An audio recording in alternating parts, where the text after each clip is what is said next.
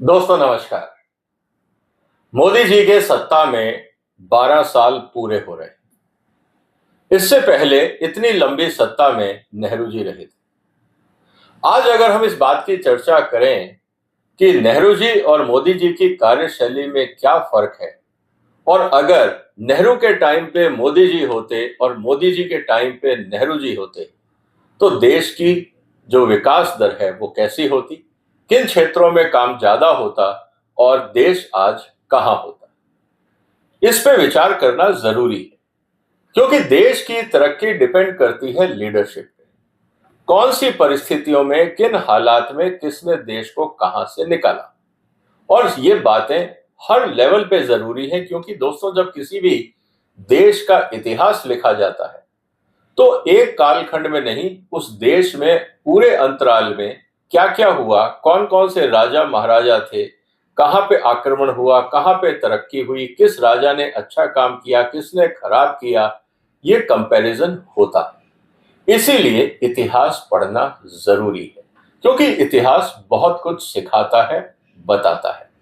जैसा कहा जाता है कि if you do not learn from history, you have a tendency to repeat the history.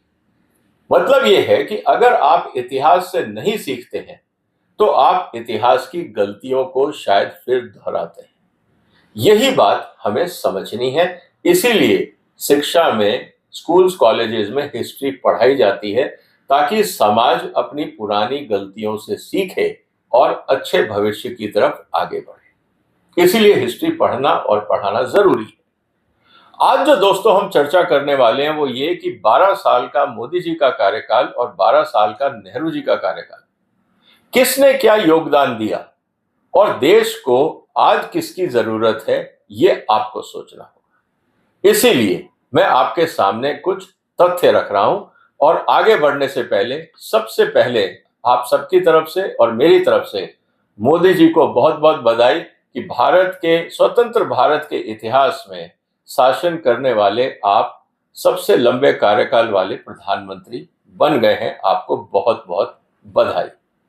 अब हम बात करते हैं एक फेयर कंपैरिजन की, कि एक सही कंपैरिजन करें। हम राजनीति की बात नहीं करते हैं। आपको पता है कि हम जो भी बात करते हैं वो तथ्यों के आधारित करते हैं।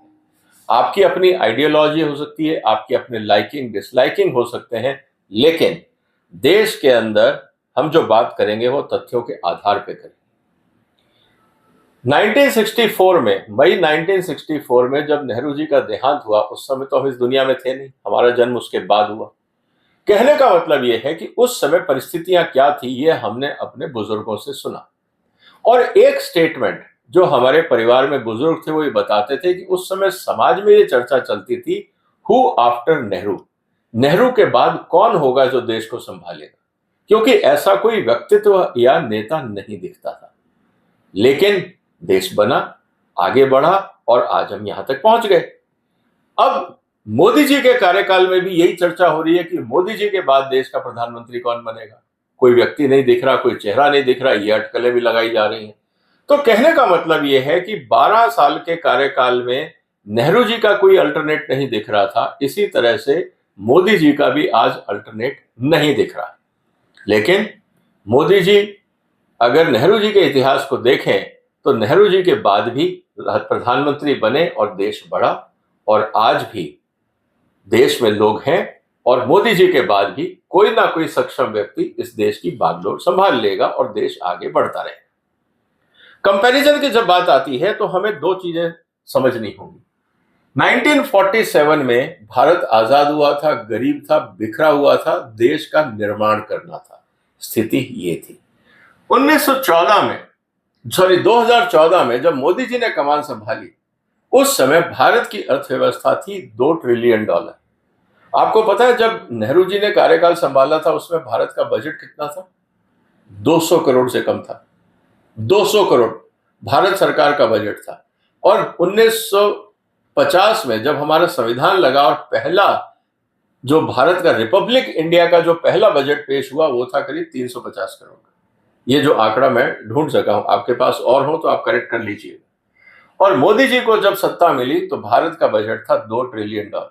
भारत की जो जीडीपी थी वो थी $2 ट्रिलियन।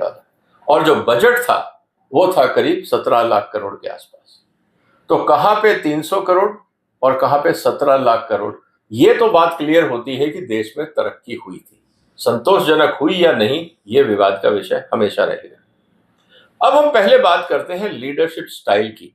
यह समझना जरूरी है क्योंकि समाज में इसकी बहुत चर्चा होती है कि मोदी जी की स्टाइल कैसी है, नेहरू की कैसी थी, इंदिरा गांधी की कैसी थी। आज हम सिर्फ कंपेयर करेंगे नेहरू और मोदी जी के बीच में। अगर हम विजन की बात करें तो नेहरू जी को फोकस था इंस्टीट्यूशन बिल्डिंग का, कि वहां पे आप देखेंगे भारत में जितने बड़े संस्थान बने हैं ये सब नेहरू जी के टाइम पे बने, इस बात को मानना पड़ेगा। मोदी जी ने रफ्तार दी, स्केल बढ़ाया, वैश्विक अर्थव्यवस्था बनाया और एग्जीक्यूशन पे कहा कि हाईवे बनाएंगे, पोर्ट्स बनाएंगे, ये बनाएंगे, वो बनाएंगे, और किया भी। ऐसा नहीं है कि नहीं हुआ। अगर आप देखें 2014 का भारत और आज, आपको बदलाव दिखता है। इकोनॉमिक पॉलिसी, उस समय स्टेट लेड डेवलपमेंट था क्योंकि प्राइवेट सेक्टर था नहीं, छोटी छोटी कंपनियां थी, देश बिखरा हुआ था। आजादी से हम बाहर, मतलब आजादी मिली थी, हम गुलामी से बाहर निकले थे। इस स्थिति में देश को आगे बढ़ाने के लिए देश को ही खर्चा करना था, मतलब सरकार को ही खर्चा करना था जो भी करना था, क्योंकि लोगों के पास तो कुछ था ही नहीं। सारा इंडस्ट्रियलाइजेशन तो ब्रिटिशर्स ने अपने कब्जे में रखा था और अपनी ही लोगों के पास उनके था। मोदी जी के टाइम पे जब आए तो उन्होंने मार्केट इकोनॉमी को फोकस किया और प्राइवेट सेक्टर को इनवाइट किया कि आप आइए और देश के निर्माण में योगदान दीजिए। लेकिन राज्य सरकार या केंद्र सरकार की हस्तक्षेप रहेगी, ऐसा नहीं है कि स्टेट को बहुत उन्होंने हटा दिया था पूरे डेवलपमेंट से। कम्युनिकेशन की अगर हम बात करें तो इंटेलेक्चुअल और इलीट माना जाता था नेहरू जी का। विदेश में पढ़े लिखे थे, इंग्लिश स्पीकिंग थे, एक एरिस्टोक्रेट लाइफ जीते थे, एक इलीट वर्क कल्चर था। इसीलिए आज तक अगर लोग बोलते हैं कि साहब लुटियन दिल्ली, ये उसी जमाने का स्टेटमेंट है कि लुटियंस दिल्ली का जो ग्रुप है ये इलीट ग्रुप है। और मोदी जी ने भी इस बात को बोला है कि खान मार्केट लुटियन दिल्ली का जो गैंग है वो मुझे टिकने नहीं देता। वो नेहरू जी की एक, जिसे कहते हैं, विरासत आप मान सकते हैं। मोदी जी का काम करने का तरीका अलग था, मास आउटरीच, क्योंकि हमारे पास सोशल मीडिया भी था और मोदी जी क्योंकि कार्यकर्ता रहे थे आरएसएस के, तो वो अपने आप को वहां बहुत कंफर्टेबल फील करते थे, इसलिए मासेस के बीच में जाना उनको अच्छा लगता।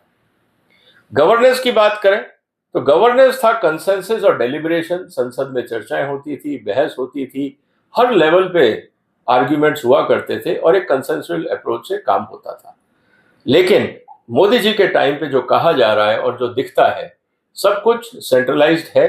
एग्जीक्यूशन जो है वो स्टेट की और मिनिस्ट्रियों की जिम्मेवारी है, लेकिन जो पूरा निर्णय होता है वो पीएमओ या अगर मैं कहूँ कैबिनेट सेक्रेटरीट के माध्यम से ही किया जाता है। टेक्नोलॉजी फोकस, नेहरू जी का फोकस था साइंस एंड टेक्नोलॉजी, आर&डी को लेकर। इसीलिए आप देखेंगे चाहे वो आईआईटीज हो, सीएसआईआर हो, एम्स हो, इसरो हो, बार्क हो, ये सब नेहरू जी के टाइम पे शुरू हुए।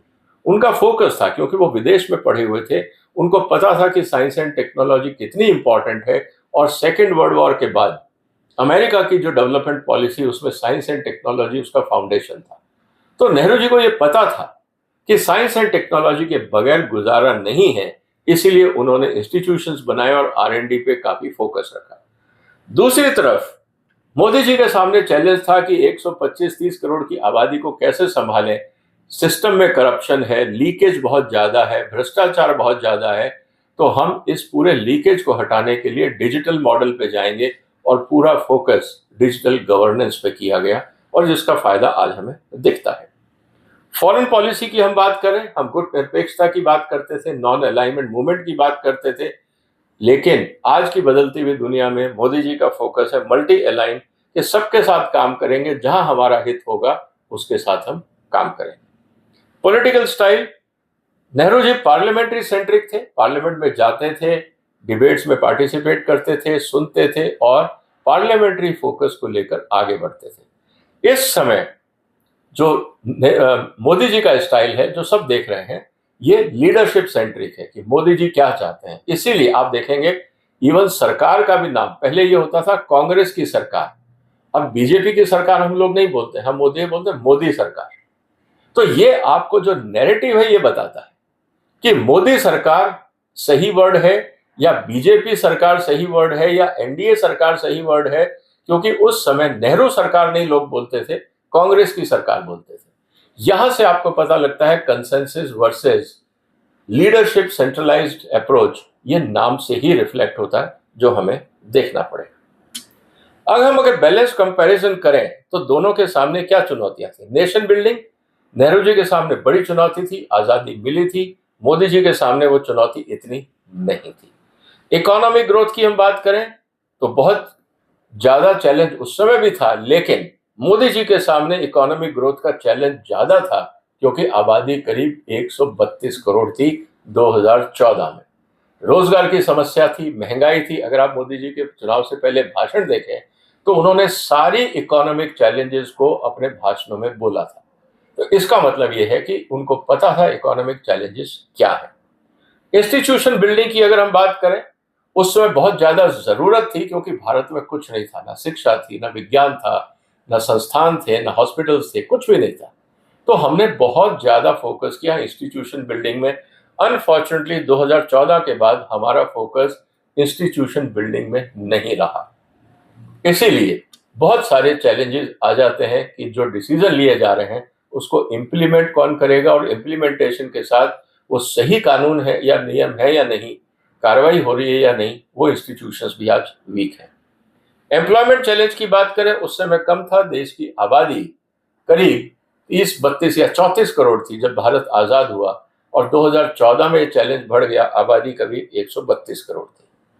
फूड सिक्योरिटी की अगर हम बात करें, उस समय खाने को नहीं था। आपको याद है ग्रीन रेवोल्यूशन से पहले भारत में हमेशा अकाल की समस्याएं और सूचनाएं आती थी।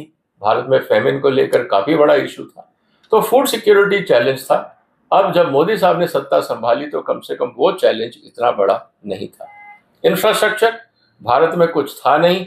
जब मोदी जी आए तब भी चैलेंज था, लेकिन उतना बड़ा चैलेंज नहीं था जो नेहरू के टाइम पे था, क्योंकि उस समय तो कुछ था ही नहीं।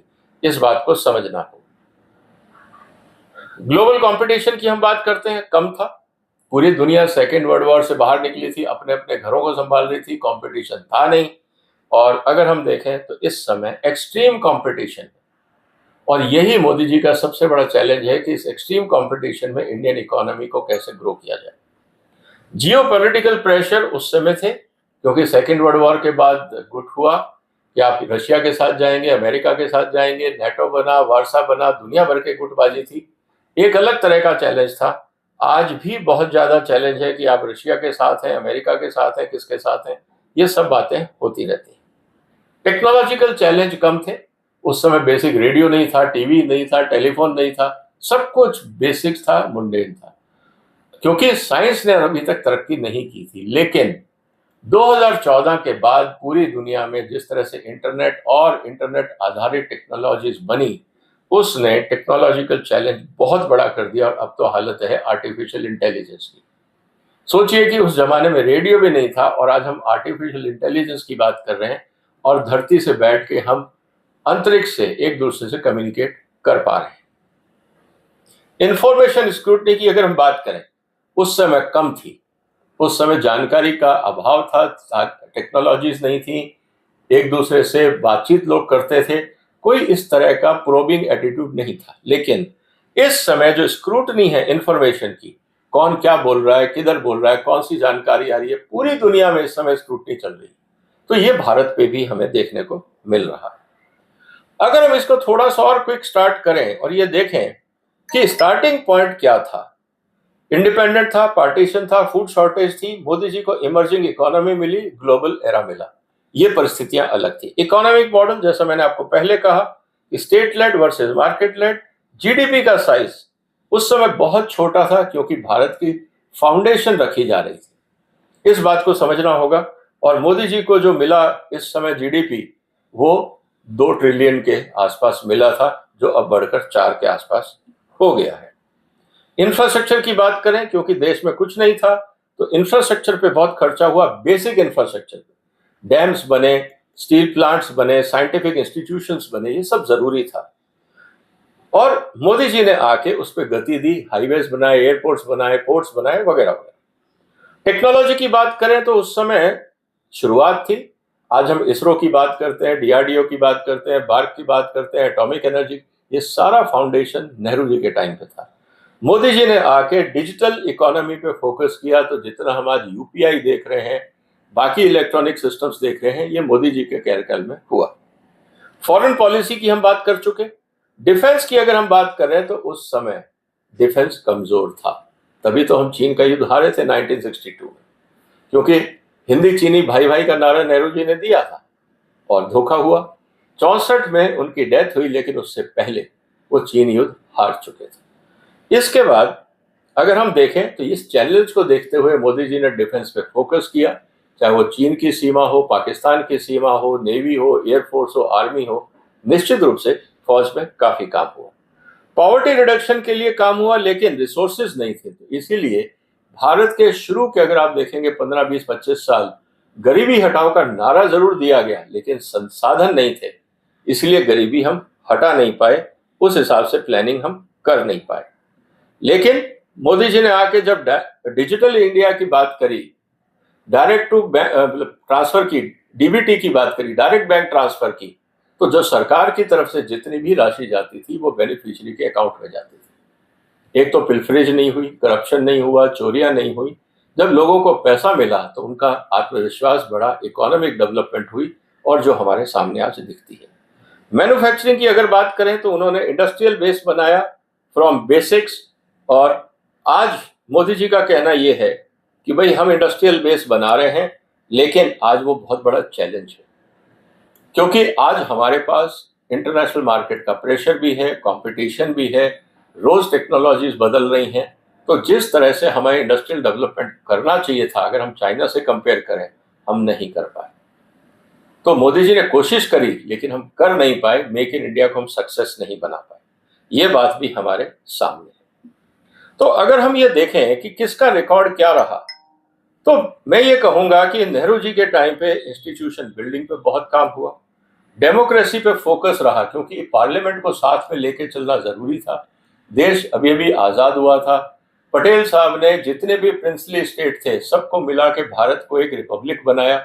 ये बहुत बड़ा काम था और ये बहुत जरूरी था भारत को इकट्ठा रखने के लिए। इस समय साइंटिफिक टेम्पर की जरूरत थी। नेहरू जी ने पूरा फोकस एजुकेशन और रिसर्च पे रखा। तो साइंटिफिक टेम्पर जितने भी आज हम कह रहे हैं कि भारत में साइंटिफिक पॉपुलेशन ज्यादा है, इसीलिए हम आईटी में आगे बढ़ पाए, ये सारा फाउंडेशन नेहरू ने रखा था। इसीलिए उनको देना एक क्रेडिट जरूरी है। लेकिन उनको अगर आप क्रिटिसाइज करते हैं तो ऑब्वियसली इकोनॉमिक ग्रोथ जिस रफ्तार से होनी चाहिए थी नहीं हुई। कुछ तो रिसोर्सेज कम थे, और कहीं ना कहीं शायद राजनीतिक इच्छा शक्ति वो नहीं थी। हम किसी और चीजों में उलझे रहे, शायद लाइसेंस राज के चक्कर में हमने एंटरप्रेन्योरशिप को डेवलप नहीं किया। 62 का युद्ध हम हारे चाइना से, ये नेहरू पे प्लॉट था। लिमिटेड जॉब क्रिएशन था, क्योंकि सब कुछ लाइसेंस राज होने के कारण सरकार में इसलिए भ्रष्टाचार बहुत बड़ा, प्राइवेट एंटरप्रेन्योरशिप नहीं हुई, ग्रोथ नहीं हुई, इंडस्ट्रियल ग्रोथ नहीं हुई, इसीलिए जॉब क्रिएशन भी नहीं हुई। अगर हम मोदी जी की बात करें तो मोदी जी के टाइम पे इकोनॉमिक एक्सपेंशन हुआ। हमने देखा कि भाई 2 ट्रिलियन की इकोनॉमी 4 बच गई, 4 पे पहुंच गई, ये हमारे सामने है। डिजिटल ट्रांसफॉर्मेशन हुआ, चाहे वो नोटबंदी के बाद ही हुआ हो, चाहे वो जबरदस्ती करना पड़ा, क्योंकि कैश नहीं था, तो इसीलिए डिजिटल पेमेंट ऑप्शन लाना पड़ा, लेकिन उसका फायदा हुआ, ये हमें दिख रहा है। इंफ्रास्ट्रक्चर पुश हुआ, हाईवेज, एयरपोर्ट्स, पोर्ट्स, ये हमने देखा कि यहाँ पे काफी हद तक काम हुआ है, और भारत की ग्लोबल स्टैंडिंग भी इंप्रूव हुई है, ये भी हमें मानना पड़ेगा। पहले भारतीयों को इतना कोई भाव नहीं देता था, लेकिन अब लोग देने लगे हैं, ये बात सही है। जहां तक बात है मोदी साहब के क्रिटिसिज्म की, भारत को उन्होंने वादा किया था कि हर साल 2 करोड़ जॉब क्रिएट करेंगे, मेक इन इंडिया लॉन्च किया, करीब 150 से ज्यादा स्कीमें लॉन्च करी, लेकिन रोजगार पैदा नहीं कर पाए। ये क्यों हुआ, कहां पे चूक हुई, मोदी जी को ये देखना चाहिए अपने बाकी टेन्योर में, नहीं तो इतिहास में इस बात को लेकर बहुत कुछ लिखा जाएगा कि मेक इन इंडिया फेल हुआ, मोदी जी कुछ कर नहीं पाए, जॉब क्रिएट नहीं कर पाए जिसका वादा करके वो आए थे। तो ये एक एरिया है जहां पे अभी मोदी जी के पास टाइम है, उस पर फोकस करें। मैन्युफैक्चरिंग में मेक इन इंडिया का फोकस जरूरी है, क्योंकि अगर मेक इन इंडिया सक्सेसफुल नहीं हुआ तो मोदी जी का जब भी टेन्योर खत्म होगा, भारत का जो घाटा है, वित्तीय घाटा, बहुत ज्यादा दिखेगा। इसीलिए भारतीय अर्थव्यवस्था को बचाने के लिए, जॉब क्रिएट करने के लिए मेक इन इंडिया का सक्सेस होना जरूरी है। रही बात इकोनॉमिक शॉक्स की, डिमोनेटाइजेशन की हमने बात करी। इसको लेकर आज भी विवाद है कि सही था या गलत था। मेरा ये मानना है कि डिमोनेटाइजेशन सही था, लेकिन उसके बाद जिस तरह से 2000 और 500 के नोट बनाए गए वो पॉलिसी गलत थी। अगर सिर्फ 500 का नोट रखा जाता तो एटीएम्स में लाइनें नहीं लगती, इतना टाइम नहीं लगता और करेंसी डिस्ट्रीब्यूशन बहुत फास्ट होता। वो कहीं ना कहीं प्लानिंग में चूक हुई। राइजिंग इनइक्वालिटी, ये बात सही है, गरीबी और अमीरी के बीच में खाई बढ़ती जा रही है और ये चिंता की बात है। इसीलिए समाज में आप देखेंगे law and order problems create हो रही हैं और इन्फ्लेशन बढ़ रहा है। अराजकता ना बढ़ जाए, इसके लिए इस बात को सोचना होगा। अब सवाल इस बात का है कि दोनों में से बेहतर कौन है। मुद्दे की बात ये है, लोग कहेंगे साहब आपने पूरी कहानी सुना दी, अब ये बताओ बेहतर कौन। तो दोस्तों मैं आपके सामने एक एनालिसिस रखता हूं। नेशन बिल्डिंग की अगर आप बात करते हो तो जो उस समय स्टेप नेहरू ने उठाए वो जरूरी थे, उनका योगदान मानना पड़ेगा, उनका कंट्रीब्यूशन है। अगर आप इकोनॉमी को बढ़ाने और स्केलिंग अप की बात करते हैं तो मोदी जी ने अच्छा काम किया, इसका क्रेडिट मोदी साहब को मिलना चाहिए। अगर आप इकोनॉमिक ग्रोथ की बात कर रहे हो कि भारत की अर्थव्यवस्था कितनी तेजी से बढ़ी, निश्चित रूप से उसमें मोदी साहब का बहुत योगदान है।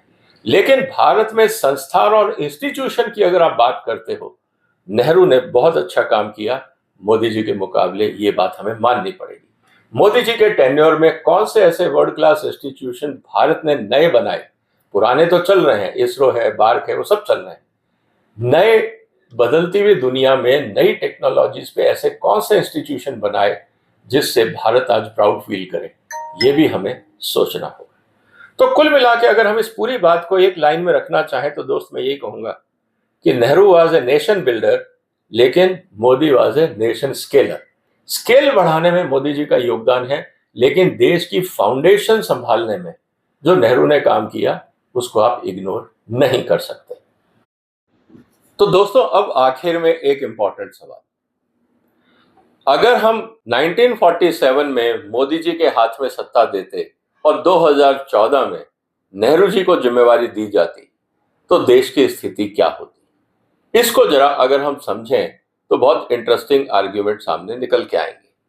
अगर मैं ये कहूं कि लीडरशिप स्वैप कर देते वक्त और परिस्थितियों के हिसाब से, तो क्या 1947 में जब देश आजाद हुआ था उस समय क्या मोदी जी की जो वर्किंग स्टाइल है वो देश को ज्यादा फायदा करती, या नेहरू जी को हम 2014 में अगर जिम्मेवारी देते तो देश का ज्यादा भला होता? क्योंकि अगर दोनों स्थितियों को अगर हम देखें तो दोनों जगह हमें प्राइम मिनिस्टर की क्वालिटीज तो चाहिए थी, दोनों ही जगह दोनों तरह की रिक्वायरमेंट थी, नेशन बिल्डिंग की भी जरूरत थी, स्केलिंग अप की भी जरूरत थी। क्या ज्यादा कारगर होता, इस पे जरा आप सोचिएगा।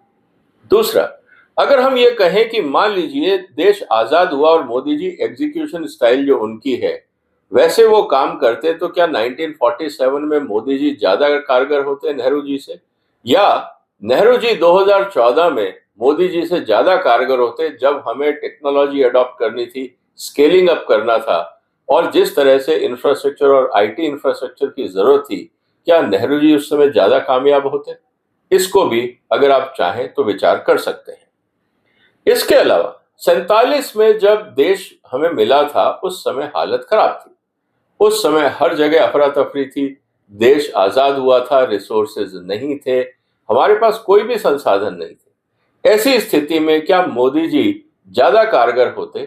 और दूसरी तरफ 2 ट्रिलियन की इकोनॉमी थी, रिसोर्सेज थे, और अगर वो देश नेहरू को मिलता तो क्या वो ज्यादा इंस्टीट्यूशन बनाते, साइंस एंड टेक्नोलॉजी में भारत ज्यादा तरक्की करता? इस स्थिति में क्या होता?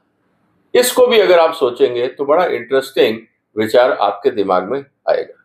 सवाल अब इस बात का है कि क्या जिस समय आजादी मिली थी, जिस समय भारत को हमें करीब 500-600 जो प्रिंसिपल स्टेट्स थे उनको इकट्ठा करके एक राष्ट्र बनाना चाहिए था, उस समय अगर मोदी जी प्रधानमंत्री होते और सरदार पटेल गृह मंत्री होते तो क्या वो टीम ज्यादा अच्छी होती, या 2014 में जब भारत के अंदर हमें इकोनॉमिक ग्रोथ चाहिए थी, इंस्टीट्यूशनल बिल्डिंग चाहिए थी, उस स्थिति के अंदर क्या नेहरू जी ज्यादा कामयाब होते?